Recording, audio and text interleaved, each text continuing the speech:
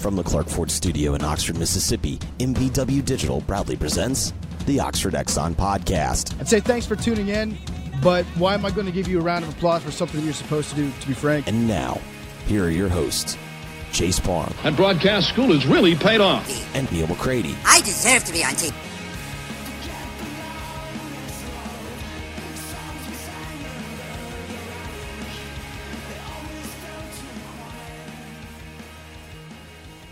Welcome into this Thursday edition of the Oxford Exxon Podcast. Chase Parham, Neal McCready, Clark Ford Studio this morning. Jeffrey Wright will join us here in a bit. We're going to talk a lot of football today. Ole Miss and Memphis line came out, I guess probably about a month ago by now, but we had not really delved into that, so we did that with Jeffrey today. We'll hit a couple of U.S. Open picks at the end of it, and have our typical conversation with him. Gets about 20 minutes here. Coming up on the podcast is brought to you every single day by the Oxford Exxon and Blue Sky location there on Highway 6 West in Oxford. The daiquiris as cheap as $3.99, as big as 44 ounces if you would like one. You know, you can save money at the pump with the Speed Pass Plus app, the mobile rewards program, and much more. And also been telling you about Craddock Oil, again, the sponsor of the You Gotta Believe football camp. That's in Jackson coming up in about 4 weeks. We'll give you more information on that. But parents, coaches, really great opportunity for the young players in your lives. They learn a lot. Also a lot of different instructors helping out with that, including Chad Kelly, Dante Moncrief, Cody Core, Mike Hilton, Dawson Knox, Trey Elston. A lot of guys helping out with that. A.J. Brown, DK Metcalf. So plenty of reasons to maybe let your young football player take part. Again, more information on that as we go on, but just kind of bookmark 4 weeks from this weekend in Jackson for that. And again, coming to you from the Clark Ford Studio. We are Clark Ford's in Amory, Mississippi, 662-257-1900. Call that number. Ask for Corey Clark. Tell Corey what new Ford you're looking for. He'll send you a quote within 15 minutes in business hours. It's that simple. There's no hassle. There's no haggle. You get your quote, and then the rest is up to you. You can shop it around, or you can let Corey and the people at Clark Ford go ahead and get you into that Ford. You'll love it. You'll love the service after the sale. Their delivery options, whatever you want, Corey will handle it. He wants to be your car guy. He wants to be your truck guy. And he'll prove that to you once you make that call, 662-257-1900. Tell him that you heard about Clark Ford on the podcast, and you'll save $500. I was laughing, in case you're wondering. I was watching John Krasinski's Twitter feed where last night he's a big Bruins fan. He was Jim in The Office, for those of you who are not his files. And whoa. It's fine. Go ahead. Your dog does not like The Office. That is big. Hates The Office. Yeah. You know, I never finished it. You know, I only watched, I think, the first 5 seasons, and I stopped. Well, Jenna Fisher, who is Pam on The Office. I'm aware. Was, yeah, thanks. Jim's big love interest in the show. Jenna Fisher is a big Blues fan, and they've kind of playfully gone back and forth during the Stanley Cup playoffs. And anyway, he sent her a video on Twitter that said, "Hey, this was your seat, but you didn't come." And the guy sitting next to her is the guy that played Roy in The Office, which was her fiance at the beginning. Spoiler alert: she doesn't end up with Roy; she ends up with Jim. It was funny. I saw it last night. Even it was with my only half a series knowledge of the show. It's one of those I feel like I should go back and finish, just because it's one of those shows that if you watch a lot of TV and you do like series as I do, that's one you probably should have in your canon that you go all the way with.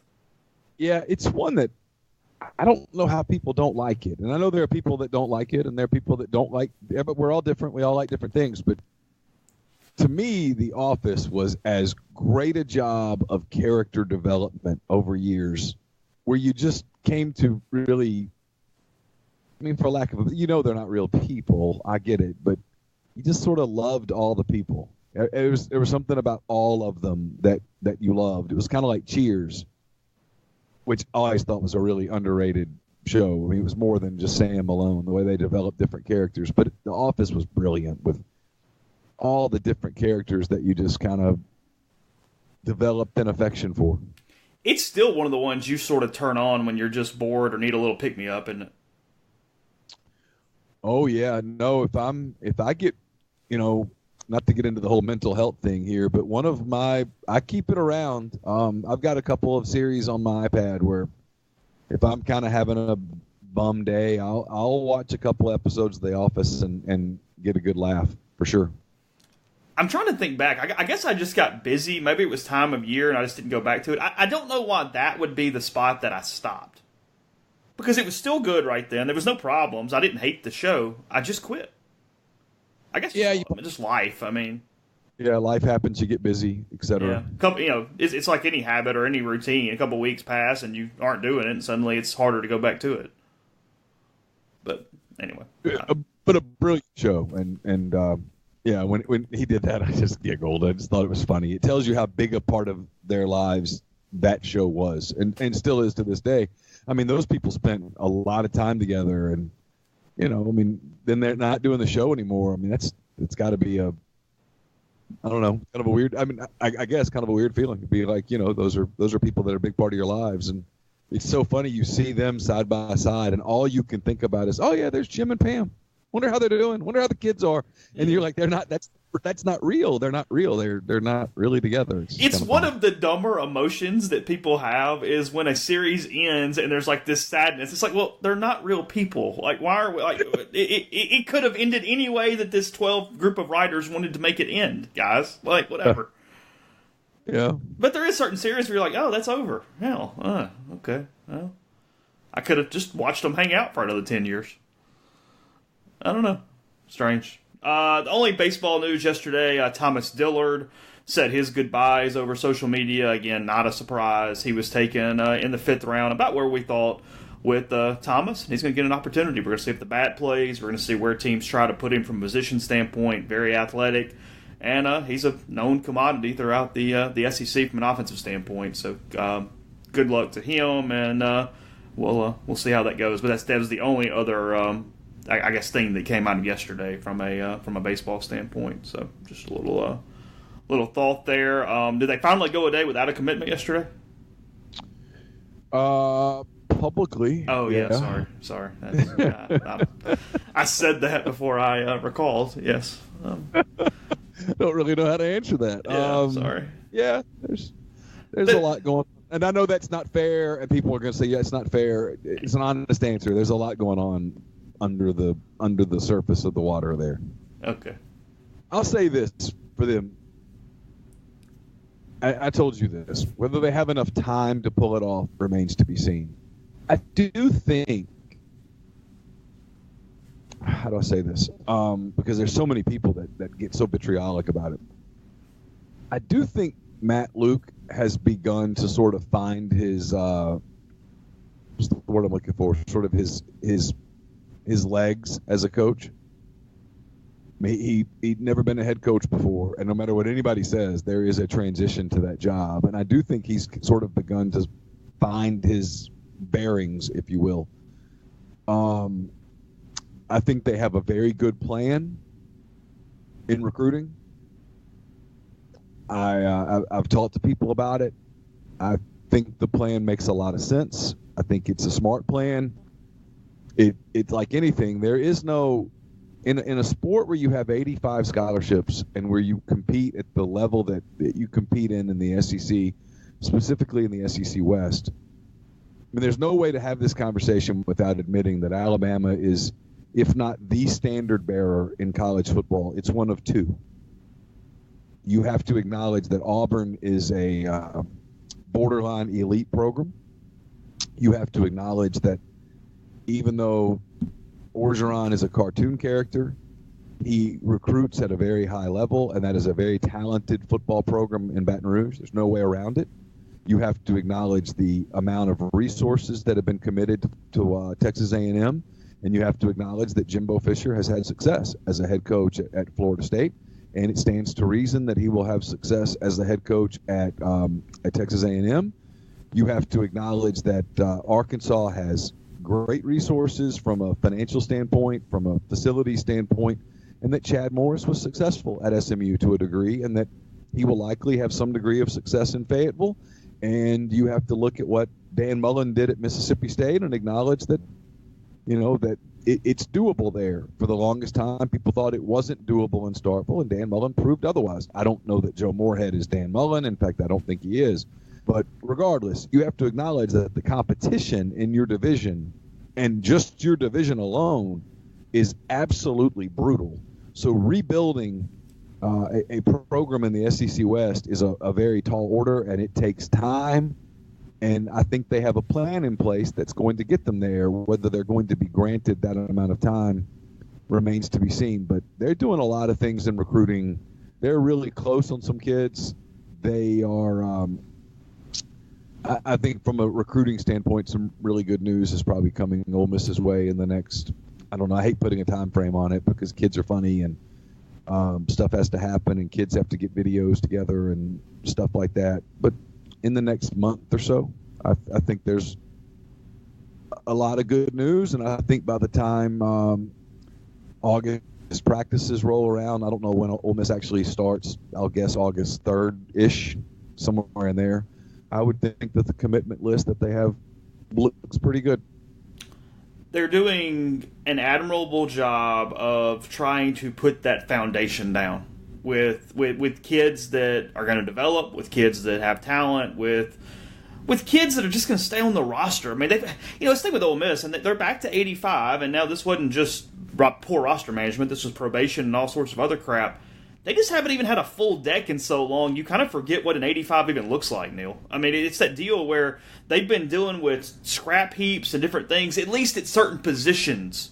And we've just constantly talked about depth issues, I feel like, for the majority of the time that we've been doing this podcast almost, to where just getting enough dudes that can contribute in different niches and in different ways, that's half the dang battle right now, I feel like, with this group.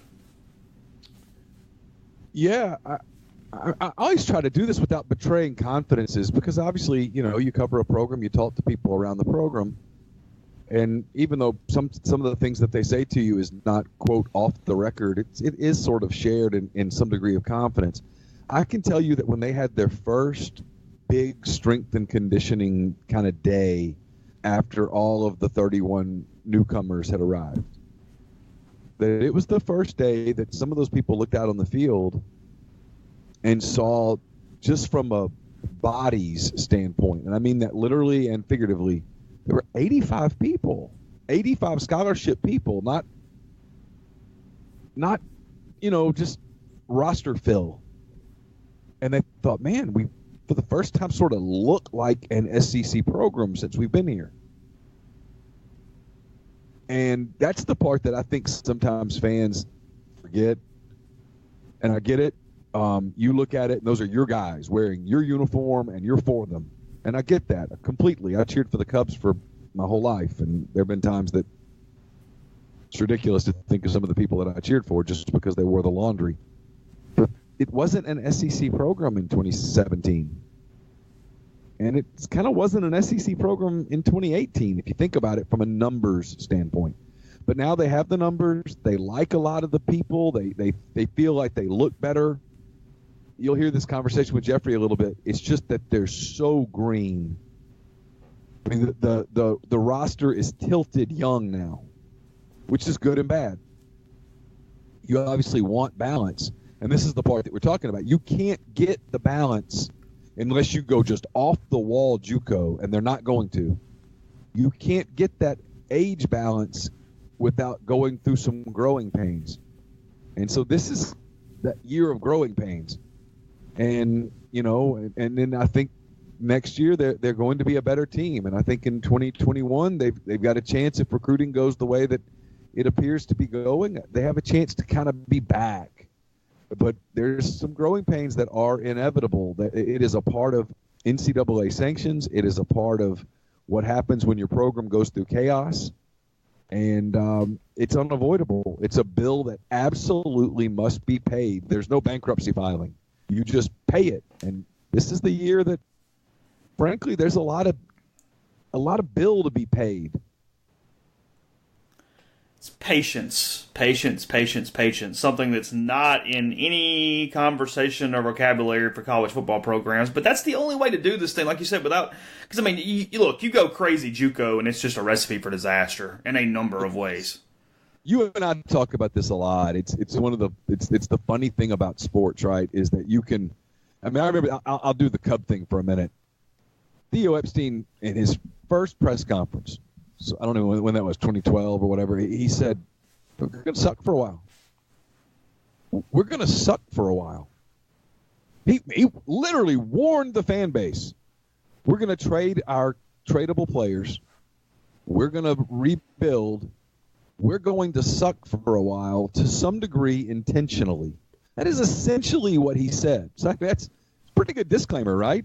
And yet as a fan, you go, okay, when he says it, you go, oh, yep, man, I'm all in. Let's suck. Let's do it. And then the season starts. And the team with the little birdies on their shirt roll in. And they're winning and you're not. And the losing sucks. And it's 162 games. Yeah. I know we're just talking baseball, but you know what I mean? That's such a long season to suck. And so, and so you've got to, it's to put it back in football, you're rebuilding and you can tell yourself in May and June that, yeah, I'm cool with that. I'm cool with rebuilding. I'm cool. We're getting there. It's going to take some time, but we're getting there. And then that game rolls around in September and maybe you're from Arkansas and you went to Ole Miss and here come the Hogs and you go, no, I'm not cool with losing today, or the Egg Bowl or LSU, or those games pop up and then the emotions kick in, and when the emotions kick in, the rationality goes out the door, and that's where decisions end up sometimes getting made that are bad decisions. And this isn't me defending Matt Luke or saying Matt Luke deserves more time or whatever. That's not my call. Not my call. It's just, I'm telling you, this season, you'll hear us talk about it with Jeffrey. This season, it's one of those weird seasons that you can paint a very realistic, optimistic picture, and you can paint a very realistic, negative picture. Pessimistic picture. It's easy to do. I mean, we will do it all summer. It is so easy to do, and people will push back and go, why are you painting this negative picture? Well, because it could happen. I mean, it is conceivable, as crazy as it sounds, that Ole Miss is a better football team than it was a year ago with the worst record.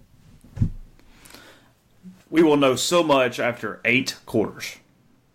Oh, dude. 8 quarters. By September the We'll 21st, know everything almost by 8 quarters. Yeah. By September the 21st, when the Cal game ends, I think that's a day game if I recall correctly. When that game ends, we'll know everything. You'll know whether a bowl's still possible or not. You'll know everything. Yeah. I mean, 4 games in, you'll know everything. Because it could. Again, I'm not saying it could go anywhere from 4-0 to 1-3. Absolutely. Both of those scenarios are completely defensible. If you're like in debate class. Yeah, you give me either side, okay, fine. Yeah, you do the 4-0 scenario, I'll do the 1-3 scenario. We're not really going to do it, but it's easy. That's an easy debate to have. I mean, the guy that your 4-0 scenario, that if you painted it, people listening to it would go, yeah, I can see that. In some ways, and I turn it. Yeah. Look, I get every week's different and all that. I understand that. I get turnovers and crazy things. If anybody knows crazy things, it's Ole Miss fans. I could almost argue that 1-3 or 4-0 is more likely than 2-2. Because either you're good or you're not. You're better or you're not. You kind of know what all the opponents are.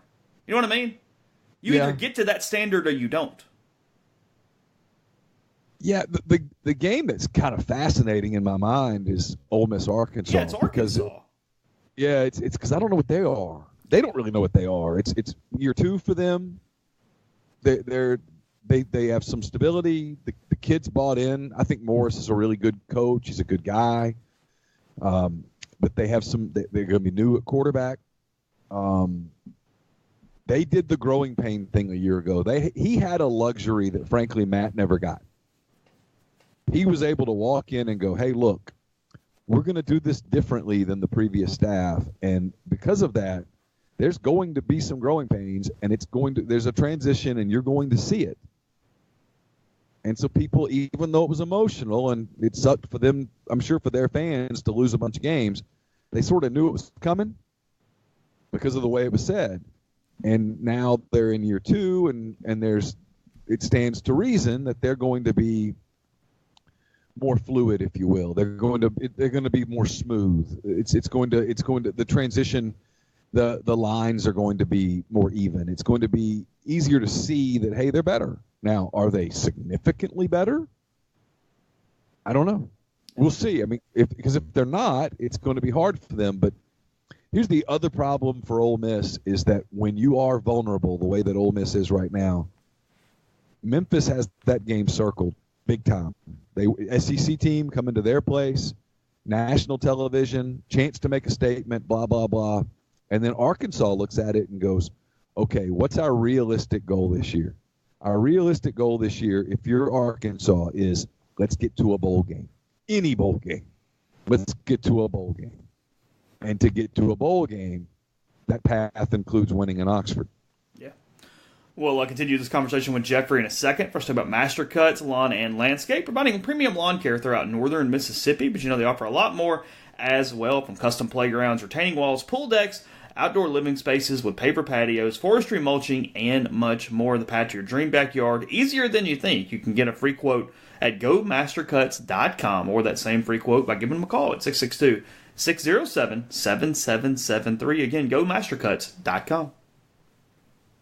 Father's Day coming up soon, June the 16th. In fact, it's the perfect time to break the monotony of boring Father's Day gifts with a pair of Mississippi-made Blue Delta jeans. Don't get Dad another tie. No one even wears ties anymore. Don't get him a pair of jeans. Actually, get him a pair of jeans that he'll love, that he'll keep for years, that will be special to him. And Blue Delta jeans are that for sure. Now, if you can't get him to Oxford before Sunday, it's okay. Go ahead and send an email to info at bluedeltajeans.com. Purchase a gift card. Blue Delta will ship it out to Dad for his big day. Need to do that. Today's what? Wednesday? Thursday? Thursday. You need to do it. Need to get on that today. And by the way, if you're coming to Oxford for orientation, it's in full swing. Freshman orientation the rest of this month. If you're coming to town for that, it's the perfect time to drop in the studio and check out Blue Delta's raw denim and Holland and Sherry fabrics, as well as the new spring-summer collection and their new tactical camo pants. You don't want to be the parents that are wearing poorly fitting jeans or pants or whatever at orientation where you look sloppy. You want to look good for your kid, and you can do that in a pair of Blue Delta jeans. Again, info at bluedeltajeans.com. We're also sponsored by Grenada Nissan. If you're in the market for a Nissan vehicle, Grenada Nissan's the place to go. They've got a complete selection of new and previously owned Nissan vehicles.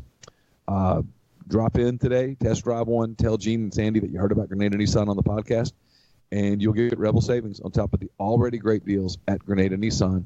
It's GrenadaNissanUSA.com. And speaking of Father's Day, another great Father's Day idea would be some socks from Dead Soxy. Their socks might not be the sexiest of gifts, but why should you sacrifice style and comfort if you know the inevitable is coming? So tell your wife or your girlfriend, probably not both, to log on to deadsoxy.com and order the Father's Day gift his feet will love. Dead Soxy has lowered the collegiate line to $17.50 while supplies last. So go to Dead Soxy, deadsoxy.com, enter the code RebelGrove at checkout for 30% off.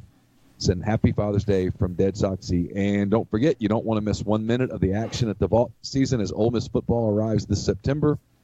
Reserve your season tickets with the new 2019 season ticket pricing for just $299. For more info, visit OleMissTix.com. Now here's Jeffrey Wright on the Patterson and Earhart hotline. Jeffrey, good morning. Let's get into some golf here in a little bit because it is the U.S. Open week. I always get your picks, something that I forgot was happening a second ago. Even Neil picked up on it. So I'm clearly in the game today. My head's in the right place. Mm-hmm. I do want to talk, though, a little football just because we haven't done this. Several weeks ago, opening lines came out. Memphis seen as a 6 to 7 point favorite over Ole Miss in the opener that will be hot as the surface of the sun at 11 a.m. at the Liberty Bowl the first week of the season. When you saw that, were you surprised? What is expected? And if you had to throw a pick on it this early, what would you do? Yeah, I was surprised. I wasn't stunned. I was surprised. Like I kept thinking it would be somewhere around Memphis around 3. But when I saw 6.5, my first reaction was twofold. Number one, they think Memphis is probably going to end up being pretty good, at least in terms of the American. And my second thought was, wow, if that line is 6.5, 7, I know some books have it at 6, whatever. To me, like, that's not that big of a difference for the other conclusion that I drew. The other conclusion that I drew was, man, they're going to set the win total for Ole Miss somewhere around 4. Maybe you could talk me into 4.5. I guess you could go as high as 5, but I think it's going to be somewhere around 4 because if you look at it that way, they're going to be an underdog against Memphis. I think at that point it means Arkansas, they could be a slight favorite. Cal, they could be favored at home. Could be favored against Vanderbilt, but that's 6 weeks in, so who knows? Correct. And then New Mexico. The two gimmies. Yeah, New Mexico State, CELA, and then after that, That's it. man, I don't know. So, and in fairness, I think the problem that Vegas is going to have with Ole Miss this year is, what do you do? Because I legitimately don't think within reason you could have upgraded any more than Ole Miss did at their coordinator spots. Like, if you consider where they are as a program, the fact that they got those two coordinators, given what they had last year, I don't think you can realistically say they upgraded more than that. But on the flip side, I just don't know where the players are, man. And you could tell me Corral's good, but I haven't seen anything that suggests to me he's going to be good week 1 or that he's going to be, one of the 3 or 4 best quarterbacks right now in the SEC. So those were kind of the conclusions that I drew when I saw the line. Go ahead, Neil. Because it's more than fair, because here's the thing about Ole Miss.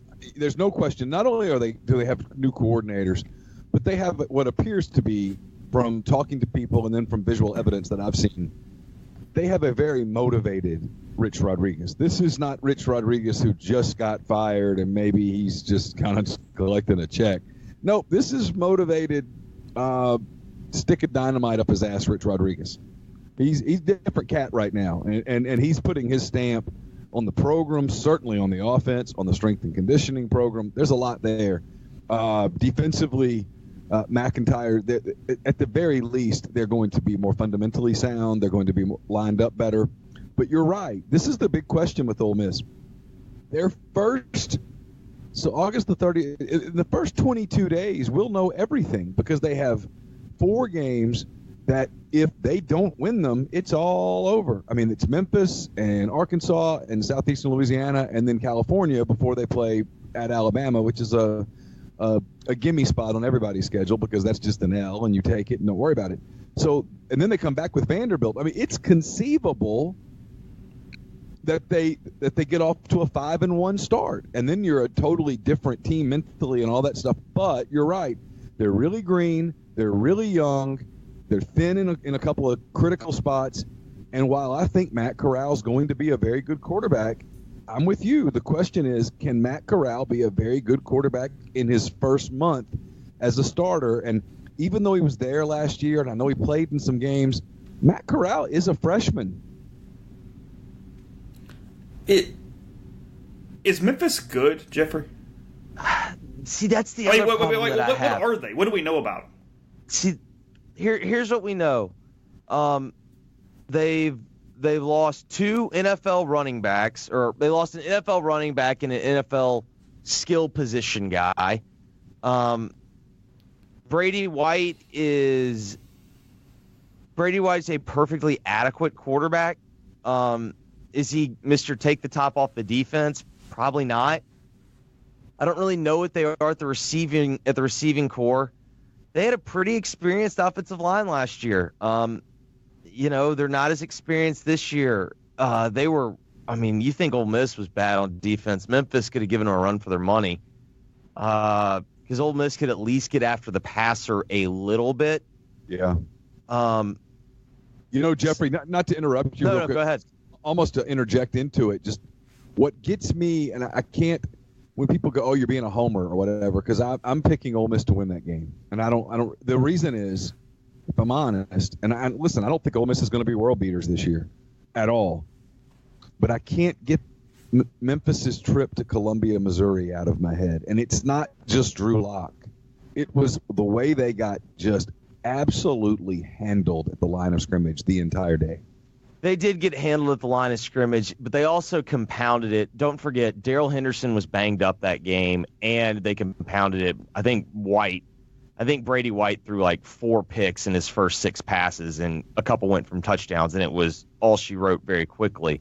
I mean, I'm not saying that, without those interceptions that they win the game, but I get it. It was a game that it was like the worst case scenario for Memphis. Also, don't forget that game's on the road, and Norvell's done a pretty good job of when they get this home game against a Power 5 opponent, he's done a pretty good job of getting them up, and they've typically performed pretty well in this spot. But I think I'd pick Ole Miss. But here's the other problem that I have: like, if this is the peak of Ole Miss playing guys that were recruited during the height of sanctions and all the crap that was going on. Typically, those teams aren't all that talented. So I don't really know what Ole Miss is in terms of actual guys on the field. And the reasons why I bring up the coordinators earlier is I think it makes a difference to an extent, but you still got to have the horses to even get there. And I just don't know right now if they even have the horses. No, that's fair. They like this class that they just signed. They like it a lot. They like it for a number of reasons. They like the quality of the kid. They like that they all qualified. They think there are some playmakers in there. But even they will admit, hey, man, they're green. I mean, these guys are just out of high school, and this is going to be their first college game. It's on the road. There's a lot there. And again, I mean, you can paint, and I did in 10 Thoughts, kind of the optimistic outlook for this program, which is 7-5. I think 7-5 is the optimistic, not unrealistic, but optimistic view of going forward. The pessimistic view is not unrealistic either, and that has to be what keeps them up at night. You lose to Memphis. I think Arkansas is going to be better. Does that mean they're going to be world beaters? Of course not. But I do think they're going to be better. They're just generally going to be better. And so that makes the game the next week losable. They'll beat Southeastern Louisiana. Look, they could lose to Cal. Cal's a solid team. They're not great, but they're year 4 or 5 with Wilcox. They're a very steady program now. He's got his players in. They have an identity. I know that. Yes, that's a great way to put it. They have an identity. It's established. They have a brand, if you will. That is a winnable game for Ole Miss, but it is absolutely a losable game for Ole Miss. And then you go to Alabama and you get your ass beat like everybody else gets their ass beat. And you look up and you're 1-4, and it's a complete unmitigated disaster. That's got to be what keeps Matt Luke and all those people up at night, is that, hey, there's a path to this thing really going well. And there's a path to this thing being wheels off before the calendar turns to October. Well, look, this would be my other question, and I completely agree with you. That scenario that you painted at where they start 5-1, I'm not sitting there going, "Oh, come on, you're high, Neil." Like, I'll have what you're having. It's absolutely realistic. But Yeah. the problem with that is, in my opinion, what that means, no more than one offensive lineman even gets banged up.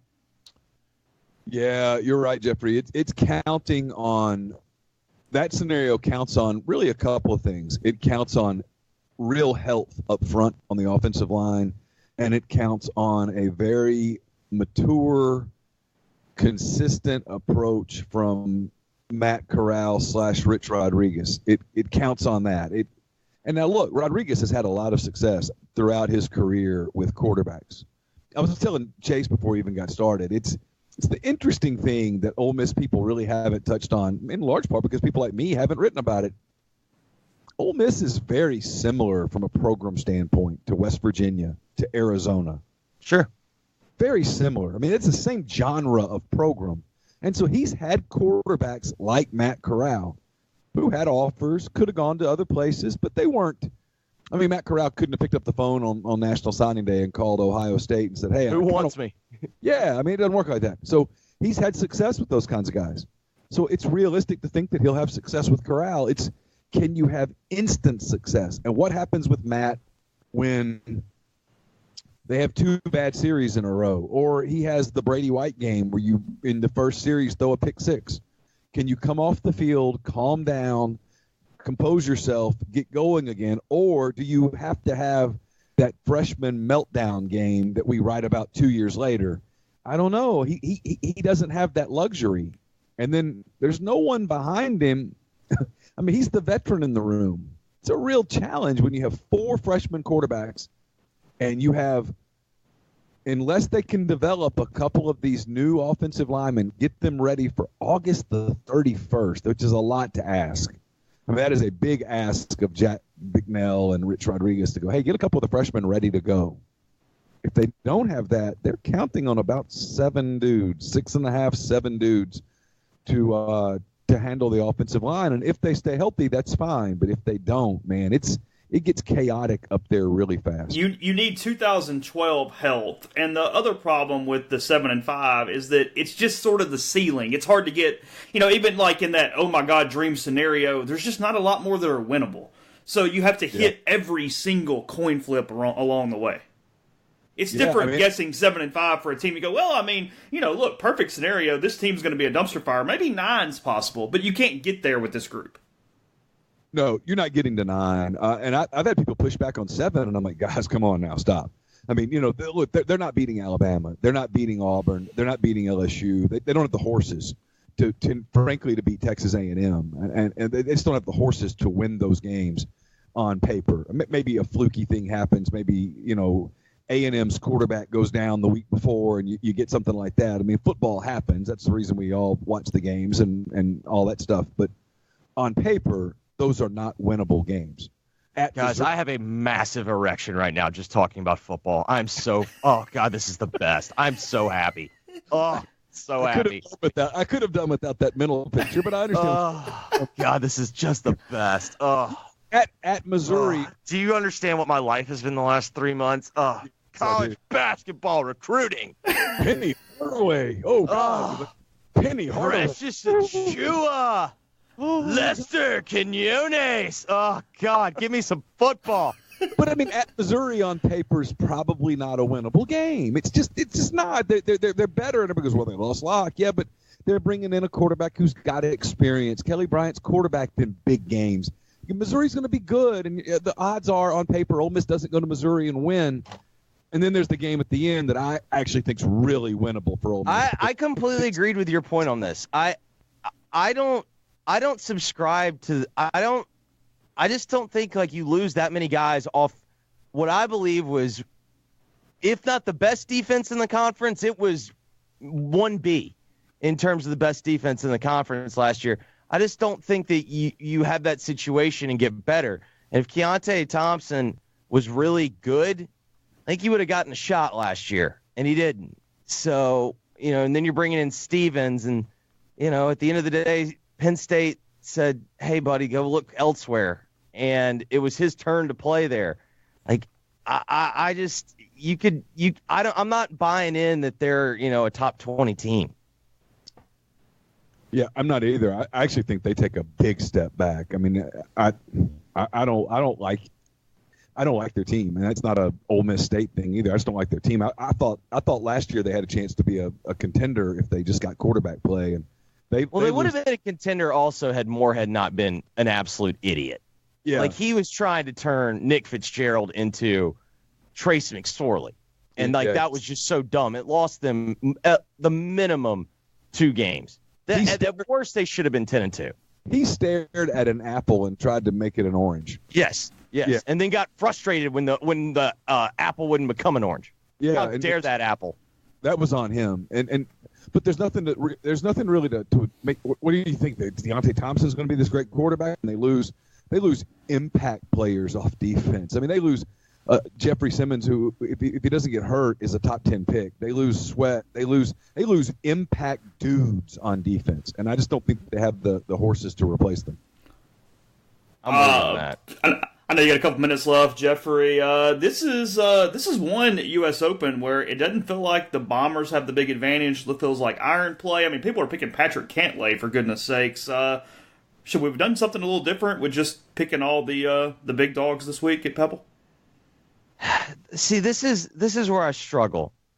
The thought of one human being winning 3 straight U.S. Opens is somewhat unfathomable. But then when I saw that he went and found a television promo from 2 years ago when Fox did not include him before the U.S. Open and used that as motivation, I was just all in on Brooksy. Like that told me all I needed to know, that that Koepka was in the right frame of mind. And then he immediately went off and started calling everybody else that's in the field a bunch of pussies.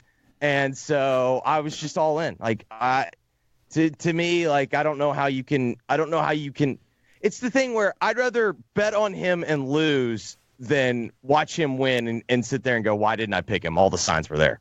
Yeah, he was asking about the difficulty of Pebble yesterday. He goes, well, if you play fine, you'll be all right. That was it. Oh, okay. And even better. It was even better. Like, so when he was at the PGA Championship, he basically made the comment when they asked him, like, why do you have so much success? And, like, he does the math. He goes, well, if you look at it, you know what, there's 50, 60 players here that have no business being here, so I've already beat them. The golf course doesn't really set up well for probably another 30 to 40. Some guys aren't going to play well. So basically, if I play well, I've got to beat like 10 guys. And they asked him yesterday, thinking like, okay, well, you know, U.S. Open, you got to earn your spot in and whatnot, thinking that it would be more difficult, trying to just get like an easy soundbite from him. It's like, oh, no. It's way, way, way easier here at the U.S. Open because half these guys are already beat before they even tee it up. And I was just like, God, I went from not being a Brooksy guy to all of a sudden, like, I'm so out on PGA Tour golfers that Brooks is my spirit. Like, Brooks is my only hope. Like, he's my last chance. Tiger have a shot? I think he does, because if you look at it, like, he wasn't in form at Bethpage. He was really sloppy, despite, like, forget the whole driving issues. Like, he was just sloppy in general at Bethpage. I think and he kind of even admitted, he goes, you know, guys, I just won the Masters a month ago. Like, it was kind of a big win for me. Like, I might have had a right to be a little hungover. I do think with Tiger, because unlike some of these other places, there's just not that many driver holes in general, and everyone's kind of playing from the same spots. So if everyone's playing from the same spots, I like Tiger's chances. Any other just weird guy that you sort of like? You used to be much more into sort of picking the random guy in the tournaments before we move on. Kind of like Kiz this week. Kisner, I was thinking Snedeker. Yeah, I don't have a problem with that. Sneds is kind of in my Brooksy mold of, I think Sneds is pretty tough. Like, I don't think Sneds lets a lot of that crap get to him. Kuchar's been kind of the popular, that kind of pick. I'm just out on Matt Kuchar. I'm glad he's kind of been getting exposed for what he is. That's been nice to see. Yeah, you're right. A lot of people like Cantlay. You know, are we kind of overlooking Molinari? Like, we're overlooking Molinari and Fleetwood. See, I'm less sold on Fleetwood than other people are. With Fleetwood, like, he's not been hitting the ball all that well this year. But, like, I just feel like with Molinari, like, he showed up at almost every single big tournament recently. And how much different is Pebble than Carnoustie? Like, I feel like it's kind of the same thing. Like, yeah, you have options of how you want to play the hole, and it's just kind of golf your ball around. All right, quick last, 30 seconds or fill in the blank. 2 questions. All right. At the end of the weekend, blank is the NBA champion. And then question 2, at the end of the weekend, Anthony Davis is a blank. the end of the weekend, Toronto is the NBA champion, and at the end of the weekend, Anthony Davis is a Laker. I think you're right. Heard it here first. Appreciate it, bud. All right, guys. Thanks to Jeffrey. He had a busy morning, so he gave us a little time, and it's always appreciated. The podcast brought to you in part by Community Mortgage, Oxford, Memphis, Soto County, and Chattanooga, one of the oldest mortgage companies in the Southeast, and all underwriting and processing is done in Memphis. So you're getting local underwriting that understands your market, a bigger deal than you think, and a leader in condo financing in the Oxford market. You can ask Jason about the float down option, which allows you to lock in the current rate. But if rates go down before you close, you get that lower rate. 662-234-2704 or JLOWE at communitymtg.com. The 2019 youth soccer season just around the corner for Oxford Park Commission. Registration has started for the 2019 fall season and will continue through July the 7th. Leagues are open for birth years 2015 down to 2004. This year's season opener will be August the 19th. The cost to take part is just $50 per player. All the games are played at beautiful F&C Park, so visit them online, oxfordparkcommission.com, for more details. Guests join us on the Patterson and Earhart hotline, Jeffrey Wright and all other guests. And Patterson and Earhart specialize in personal injury law, real estate law, but theirs is a general practice that can handle any of your legal needs. When you contact Patterson and Earhart, you speak to one of the partners in the firm. That's who handles your case, not some paralegal at a faceless corporate firm. Get in touch with these guys if you think you have a legal issue. If you just kind of have something you want to discuss, you want to find out whether you need to pursue it or not, take advantage of being a podcast listener and get in touch with John Calvin Patterson and or Wes Earhart. That initial consultation is free, and they will take care of you. 662-526-1992, or check out their website, pelaws.com. Podcast also brought to you by Pinnacle Trust. Pinnacle Trust, based in Madison, Mississippi, represents clients in more than 20 states. It has advisors in 3 states. What they do, and I've seen it with my own eyes, they provide detailed, specialized investment management, financial planning, retirement planning for individuals and businesses, and so much more.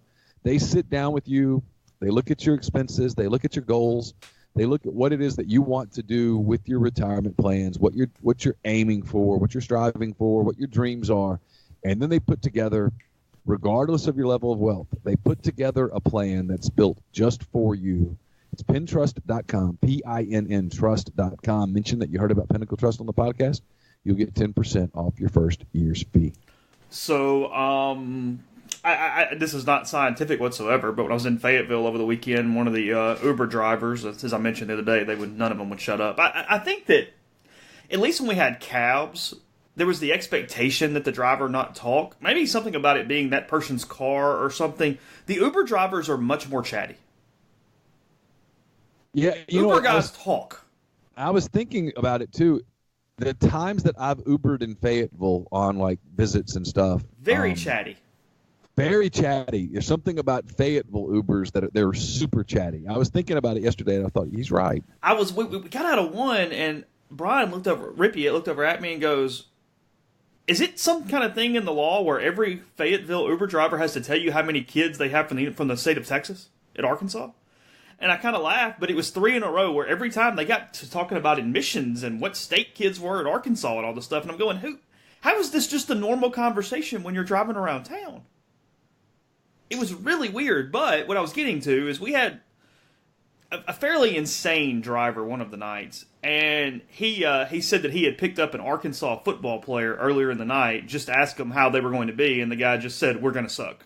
So there's that. Yeah, I don't know. Fans are funny. I mean, I've had Ole Miss people be like, "You think we can win 9 games?" And I'm like, "No." And I've had Ole Miss people go, "You think we can win 3 games?" And it's like, yeah. I mean, it just depends on your mindset, going into the easy thing, the protective thing. If you're like an Arkansas fan, is to go, "Hey man, we're really going to suck." Yeah, I know. So I don't know, but yeah, he just says, "Yeah, we're gonna suck." I was like, "Okay, well, good enough." They were really bad at the end last year. They ran out of gas and they were not good at the end. They got really banged up too. Yeah, it was year 1, and we'll see. Look, I mean, I've told people that game to me feels like flip a coin. It's not a hot take to say the winner of that game is probably going to a bowl. The loser is probably not. No, it's not that hot of a take. I tend to agree. I mean, if you tell me that Ole Miss gets to 6 or 7, I'm telling you that's one of the games. Because, again, there's just games on the schedule that I don't think are winnable. Well, yeah, it's path, but then it's also, if you're not good enough to beat Arkansas, you're probably not good enough to beat 5 other teams, too. Yeah, if you're not good enough to beat Arkansas, you're probably not good enough to beat Cal. Yeah, right. That's what I'm saying. And if you're not good enough to beat Cal, well, then everything else is up in the air. And then you get into and this is the part that's impossible to project. 2 things. It's kind of funny. It's because it goes both ways. Let's say Ole Miss. I don't have the schedule in front of me. I did it yesterday, so it'd be easy to find. But let's say that for kicks and giggles, let's say they're 5-1. Okay. Yeah, hold on. I got it up. 5-1 at the. They win the first 4. They go to Alabama, and you take your beating, and then you come home and you beat Vanderbilt. Then I think they go to Auburn. No, then they go to Missouri.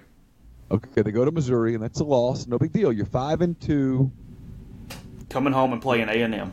Okay, there we go.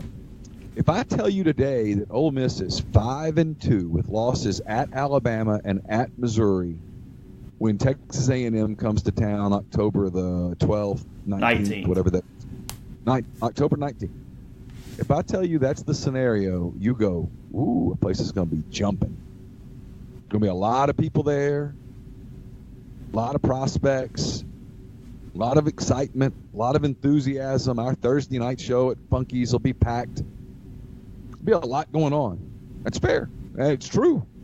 And that gives you a lift. You know, maybe you overachieve that day. Maybe that's the day that you do something special. Now, flip side, lose to Memphis, lose to Arkansas, beat Southeastern Louisiana, lose to Cal, lose to Alabama, beat Vanderbilt, lose to Missouri. That's not completely unrealistic. If I tell you that's the scenario, right? And then they play Texas A&M on the 19th, and they're 2 and whatever. Our show at Funky's has about 9 people there. There's not a lot of excitement. The novelty of coming to Oxford is worn off for Texas A&M, and the only thing we're talking about is, hey, Ross Bjork's coming back. Not a lot of excitement. Totally different deal. And then you kind of go, oh, I mean, what are we talking about here? Are we talking? Do we need to be working on a hot board? Who's the chancellor? Who's the AD? How's this going to happen? Is it going to get done in time for them to make a decision? Blah, blah, blah. It's 2 completely different conversations. And that's the part that you can't predict. I mean, because if they're 5-2, when A&M comes to town, hey, it's, who knows? Maybe A&M's a little banged up, and there's your chance to do something special. If you're 2-5 when A&M comes to town, realistically, you don't have much of a chance. Yeah, and then after that, just for the heck of it, it's Auburn, New Mexico State, LSU, Mississippi State. So that's the close. Back to playing LSU right prior to the Bulldogs. Yeah, so It's a schedule quirk that is not good for Ole Miss. It does not need those 2 games back to back. No, there is a little break in them, but still. Yeah, just 12 days between the 2 games. Yeah. But still. It's one of the reasons that State never beat Houston Nutt, because they played Arkansas the week before Ole Miss. Yeah. It wasn't that Houston was some mastermind, it's that the Bulldogs were always looking ahead. Yeah. In fairness to Houston, that 2009 game, he really did not, no matter how many people told him. He got annoyed at it. Everybody says, hey, it's different when you go in there with Ole Miss on your chest. And he's like, we never lose to them. It's all good. Okay. Well, not only that, but the first year that he played them with Ole Miss on his chest, he'd beaten the ever-living out of them. Yeah, it was 45-0. And so, he said, what are y'all talking about? I mean, I can remember his reaction to people was, dude, y'all are weird. Yeah, they suck. I mean, he goes, I've gone to Starkville. We always win there. And then it happened, and then it happened again, and then it happened again, and then by the last time, I think he'd gotten the message. Yeah. They were up at halftime that year. Oh, yeah. Shea Hodge had that big catch in the end zone, kind of the circus grab. Yeah, kind of thought they'd be okay. Yeah. And then they weren't. And Cam Newton and a bunch of other people were down there ringing cowbells. And it was a funny feeling. All you had to do was win, and you go to the Citrus Bowl or whatever it was at the time, and you play Penn State. Yeah. Remember the turf? You probably don't remember, but I don't know why I do. LSU ended up playing Penn State, and the turf was terrible on that field. Like, it gave out or something. I think Penn State might have even won the game because of it. Yeah. There were, like, ruts and all sorts of... The turf just broke away from the side or whatever. Pouring down rain. Yeah. Instead, Ole Miss played the most lethargic bowl game in the history of the world and won because neither team gave a crap. Not even a little bit. That second Cotton Bowl. That State game was a precursor of things to come. That was clearly the preview. I mean, Ole Miss sleptwalked to a bowl win that day where you thought if they really cared, they would have won 65-0. Oh, if either team had cared, they would have blown the other team out. Yeah. So, whatever. I can remember the practices leading up to that whole week. Kids, the Oklahoma State kids didn't even try to hide it. It was like, are you excited to be here? Not really. Ooh, Dallas. Yeah, it's awesome. Yeah. And the Ole Miss kids had just been there, and they knew they had blown that. They would have been pretty up to play in Florida. Yeah. They were pretty down. Did you watch the Stanley Cup last night? I did. I watched some of the Stanley Cup, and I watched. I mean, I'm giving up my man card here. I taped The Bachelorette on Tuesday night. Okay, so not only are you watching it, you recorded it? Well, my wife requested that I not only record it, but not watch it live so that we could watch it together. And how many are we down to? There's still a good many losers. I mean, guys there, and like 10? Yeah, somewhere like that. All right. We're not to the part where it gets really interesting yet. We're getting there. There's still a psycho or two? Yeah, there's still the one psycho that they're building episodes around. Luke P. They're building all the episodes right now. That's the guy that I caught 20 minutes of one of the very first episodes, and he was like the one that kept butting in on all the conversations because he was all freaked out and wouldn't leave everybody else alone. Yeah, he's a psychopath, and the fact that, I mean, I almost got kicked out of the living room last night when I said it. She's like, I don't see what he sees, and I'm like, oh, come on. I hate when women act like you're above this. Stop. He's a good-looking guy. Her body is attracted to his body. The end. She's trying to get him to the fantasy suite. She's just working hard to get him to that place. She just wants to sleep with him. She don't want to marry him. So you think she is saving a spot just for physical pleasure at this point? I think that so she might kick out Prince Charming just to make hay for the fantasy suite for a night. Yeah, I mean, look, I think he looks kind of psychotic, but I can see how a woman could look at him and go, yeah, he's kind of hot, whatever. And, I mean, clearly has spent an inordinate amount of time in the gym refining his body. And so, yeah, I mean, she wants to sleep with him. That's it. And I don't think he's going to get that. Or she was told, hey, this guy's good for ratings, so leave him on the show. And it might be a combination thereof. This is scripted television. When it's a bachelor, when it's the bachelor and 25 women, you'll see the guy trying to carry a couple of the girls close to the finish line. He's just trying to get them there. He's not going to marry them. He's not marrying any of them, but the one that he's going to end up like doing 6 months of promo with before he breaks up with her is going to be more sane than the psychopath. But there's going to be a couple of psychopaths that there's a certain part of his anatomy that is going, I really would like a night with that. And I got to see if I can't get her there. And then most of the time, the psycho in them that goes off to the point that they just can't get her there. And that's what's going to happen here. Her certain part of her anatomy is trying to get him to the final four or final three or whatever. And I don't think that I don't think that in the end, I don't think that her brain is going to let him do it. And I think that the viewership is also going to push back and go, okay, we've had enough of this. Okay. You really should start a Bachelorette podcast. Yeah, I would be more frank about it. Send all inquiries to chase.parham@gmail.com. We'll take care of it. For our 4%ers out there that are like, women don't think like that, stop.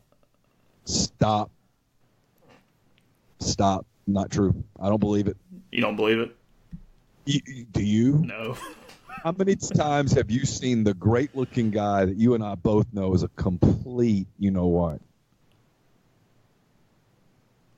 And he walks out with whatever he wants to walk out with. Not marrying the dude. Not worried about security. I'm not talking about marriage. Yeah. No, that's what I'm saying. That's my point. Carnal pleasure. Okay. This show does broaden your vocabulary because you have to use a lot of other words than what we would typically use. Again, I don't really need to put the E next to our name. No, I mean, it's she has no interest in marrying Luke P. None whatsoever. She has a lot of interest in a night or two. Making sure he makes the final three. Yeah. On that note, I'll tell you about G&M Pharmacy on South Lamar in Oxford, 662-236-2222. Usually it's telling you about CBD, but I guess given the topic, too, they also have the sildenafil we used to discuss about Tyson drugs. Get that in Oxford as well. You know, the 15-minute quickie pills that we've been talking about for years at this point. So you can go to the website at tysondrugs.com/GNM Pharmacy altogether.com and click product request to request a prescription online. Even better, you don't have to talk to anybody. You just hit some buttons, they start getting that prescription going for you. So again, that is Tyson Drugs and GNM there in Oxford, 662-236-2222. Podcast also brought to you in part by the Westin Jackson. My mailbag will be out today. It's close to done as we speak. The mailbag will be out today. It is brought to you by the Westin Jackson, where you can go visit Soul Spa. It's the ultimate luxury spa experience in downtown Jackson.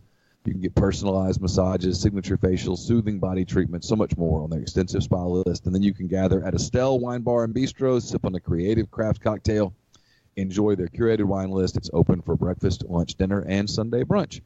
Podcast also brought to you by John Edwards, Regency Travel Incorporated in Memphis. If you've been thinking about the golf trip with the guys, maybe this is the weekend that you wished you'd gone to Pebble, anniversary trip, late honeymoon, I don't know, whatever the case may be, summer cruise, whatever the case may be, get in touch with John. He's part of Virtuoso. It's a worldwide network of travel partners that allows him to supply his clients with added values and unique benefits that are simply not available to other travelers.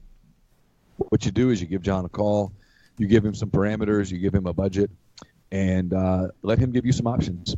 And you can know this. You don't have to live in or near Memphis to take advantage of his services. It's 901-494-3387, or send him an email, jedwards@regencytravel.net. First-time clients can save $50 off their first booked trip just by telling John you heard about Regency Travel on the podcast. The podcast also brought to you by Harry Alexander. Harry is an Oxford-based RE/MAX legacy realty agent. He's a big part of Savannah Square. It's a new 9-acre development, 7/10 of a mile from the Oxford downtown square, conveniently located east of North Lamar, just a short stroll from the Midtown Shopping Center. Savannah Square will initially consist of 32 standalone detached structures ranging in size from about 1,100 square feet to about 2,400 square feet. The model home can be checked out at 215 William Street, 215 William Street. You can check out the wonderful layouts, the impeccable finishes that are available for you at that model, and then get in touch with Harry, 662-801-5621, or check out SavannahSquareOxford.com. So Game 6 tonight in the NBA Finals back at Oracle. For the people just picking it up because they like good theater, give me a couple things to watch tonight in this game.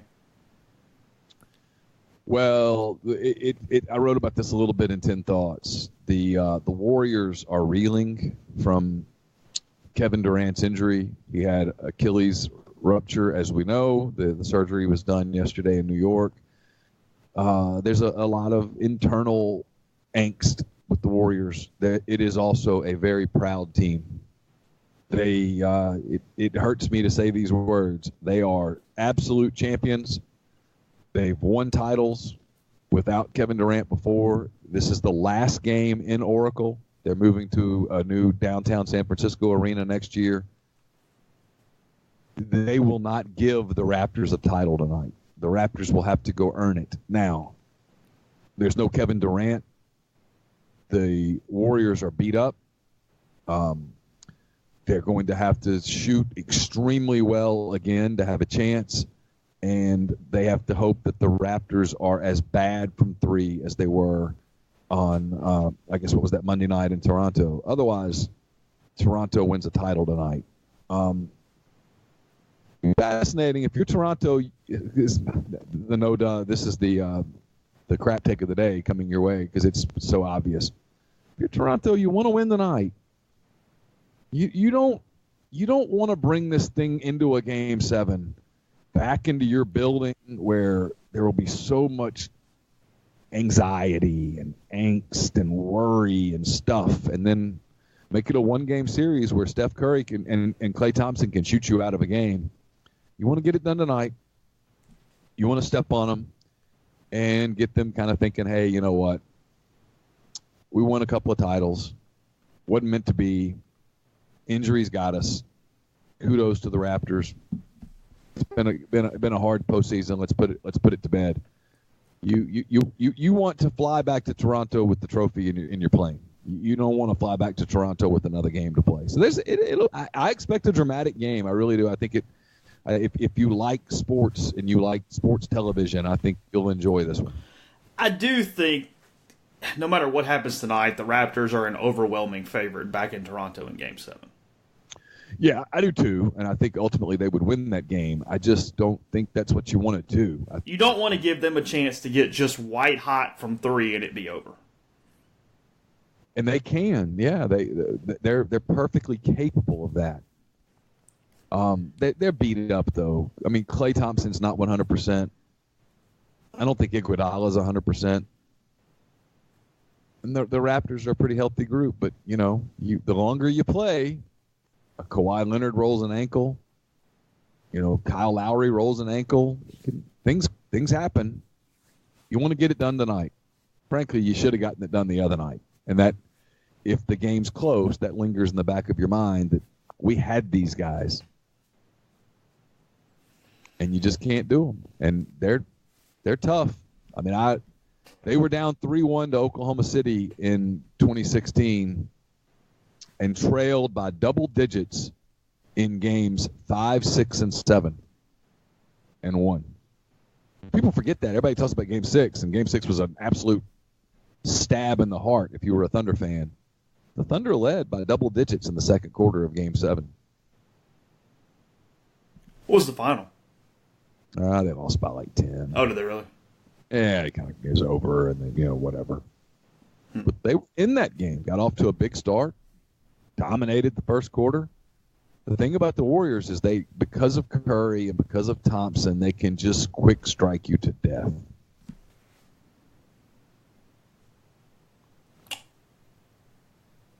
Durant has his surgery. Put it out on social media yesterday, maybe the night before. It's kind of all running together a little bit for me right now. It was yesterday. Is there a team out there that's going to be crazy enough to take that max deal on? Yeah, there could be teams that look at it. The Knicks will look at it. The Nets will look at it. I'm sure the Warriors will entertain it. They might even feel obligated to do it. I mean, I think the Lakers would do it. I think the Clippers would do it. It's a point in Kevin Durant's career where he's got to do a couple of things. He's got to decide who he's listening to, which I think he should have been doing a long time ago. And he's got to figure out what he wants. And is he willing to gamble on himself? Because, look, he could opt into the last year of his deal in Golden State, get $31.5 million, heal, and then he could take a short-term deal somewhere. And then still at 33 get a big contract. He's still a great player. But is he the same player? And look, 90% of what Kevin Durant once was is still an elite NBA player. But the timing on this injury is really bad. He'll be 32 the next time he plays. You asked Jeffrey, so I'll ask you as we close the show too. Where's AD going? Oh, I think it's pretty obvious that the Lakers are going to get something done. The question is, New Orleans, the Lakers own the 4th pick in the draft. All indications are New Orleans does not think there's a player available at number 4 who is good enough to trade Anthony Davis.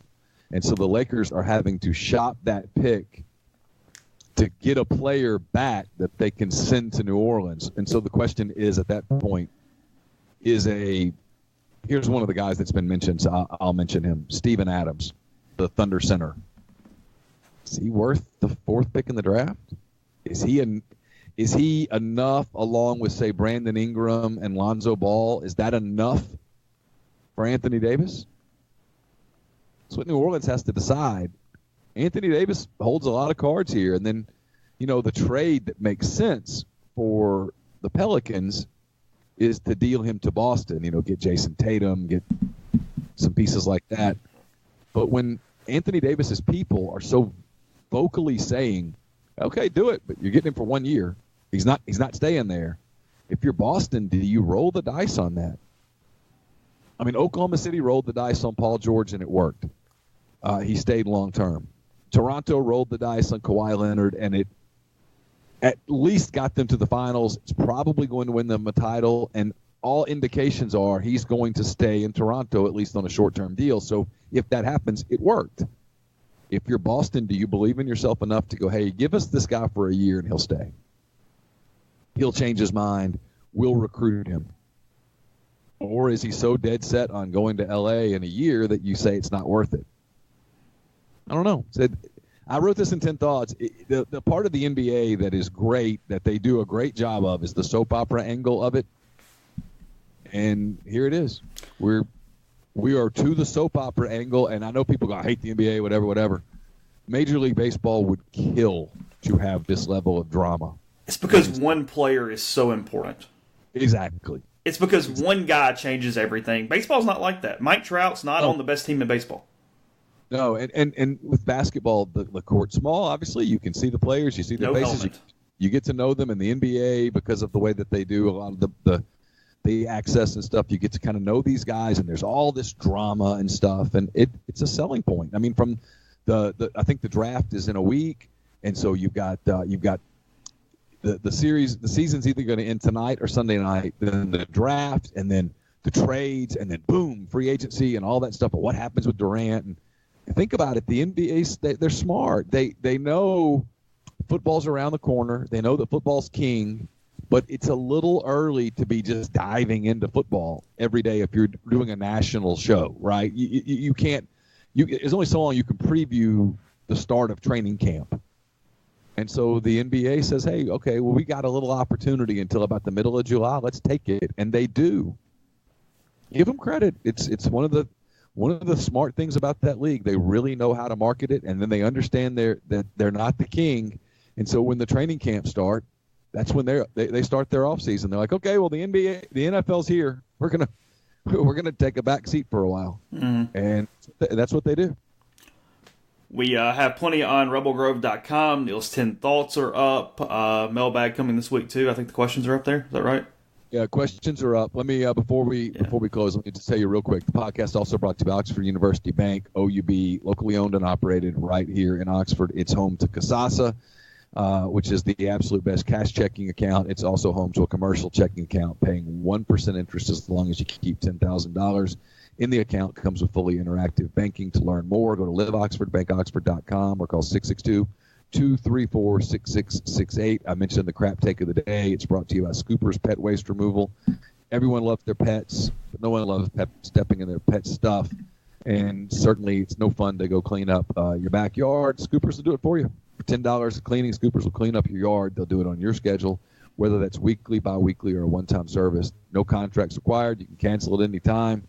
If you have multiple dogs, it's $2 for each additional dog. 662-506-2754 or scoopers.oxfordpetwaste@gmail.com. And then don't forget 7 South Tailgating. We talked a lot of football today. If that got you thinking about your tailgate, you want someone to help you with your tailgate. We recommend 7 South Tailgating. It's owned by Kyle and Jordan Thornton. They're rebels through and through. They take pride in the Grove and the impact their service has on protecting, preserving, and enriching the Ole Miss game day tailgating tradition. Give them a call, 662-321-1682, or visit 7southtailgating.com.